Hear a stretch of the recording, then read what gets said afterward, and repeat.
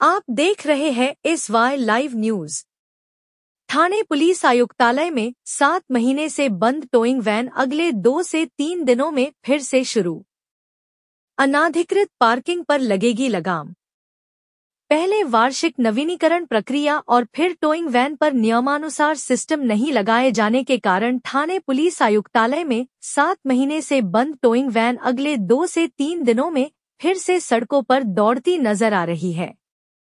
Towing वैन कर्मचारियों और यातायात पुलिस के बारे में शिकायतें मिलने के बाद ठाणे यातायात शाखा ने अस्थायी रूप से सिस्टम बंद कर दिया था। ठाणे, कल्याण, डोंबिवली, उल्हासनगर, अंबरनाथ, बदलापुर, भिवंडी शहरों में टोइंग वैन सिस्टम बंद होने के कारण सड़कों पर अवैध रूप से वाहन पार्क किए जा रहे हैं।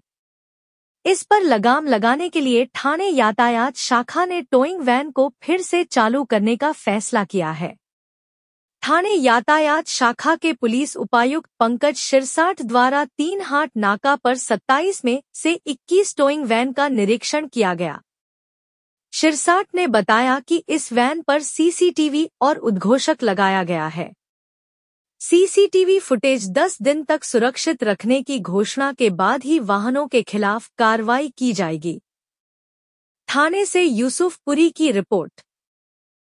चेक करतो फिजिकली कॉपी तर घेतलेलीच असते ड्रायव्हरची, पण हे पण आपण घेतोय आणि ट्रेन चालू केल्यानंतर 10 दिवसात त्यांना पीसीसी कंपल्सरी केलेली आहे। कारण नवीन ट्रेन चालू झाल्यानंतर स्टाफ कोणता नेमलेला तो पूर्वी ठरत नाही। चालू करताना ते स्टाफ देतील, स्टाफची पीसीसी 10 दिवसात त्यांना अनिवार्य 10 दिवसात दिली नाही तर ट्रेन टाइम पूर्वी बंद नाही चालू होते। टोइंग वॅन मागच्या 6 महिन्यापासून आपल्याकडे आपण बंद केल्या होत्या। त्याला सीसीटीव्ही आणि त्याचे मेगाफोन्स वगैरे कार्यरत नव्हती। काही लोकांच्या भरपूर तक्रारी होत्या। जानेवारी एंडला आपण त्यांच्याबरोबर करार करून त्या 1-2 दिवस केल्या आणि नंतर तक्रारीत वाढ झाली, त्याच्यामुळे आपण तात्काळ लगेच बंद केल्या होत्या।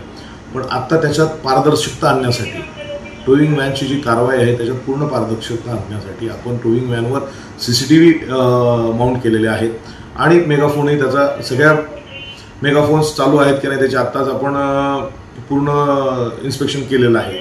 इन्स्पेक्शन कमिटीत मी, माझे एसीपी आणि पीआय ॲडमिन या 3 जणांच्या कमिटीने त्याचं इन्स्पेक्शन केलेलं आहे। त्याच्या अनुषंगाने सीसीटीव्हीमध्ये 10 दिवसाचं फुटेज राहणार आहे।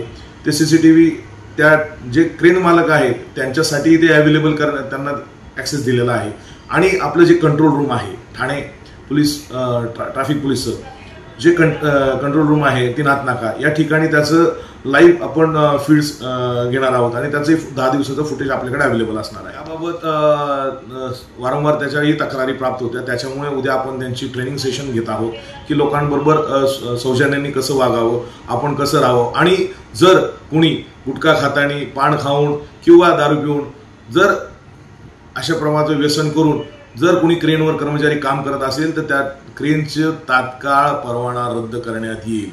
फक्त त्यासाठी आपल्याला प्रॉपर एव्हिडन्सेस लागतील आणि ते केलं का आपण त्याची पुढील 6 महिन्यासाठी किंवा 2 वर्षासाठी किंवा कायमस्वरूपी त्याच्याबरोबरचा जो करार आहे आपण वारंवार आपल्याला फुटपाथवर पार्किंग झालेली, फुटपाथच्या साईडला नो पार्किंगच्या बोर्डच्या खाली पार्किंग झालेली, 2 व्हीलर्स असतील, 4 व्हीलर्स असतील, याची आपल्याला वारंवार तक्रारी प्राप्त होतात। पण आपण त्या ठिकाणी जाऊन ई चालान मार्फत त्यांच्यावर कारवाई करतो, अनाउन्समेंट करतो, पण त्याचा कोणत्याही प्रकारे परिणाम होताना दिसून येत नाही।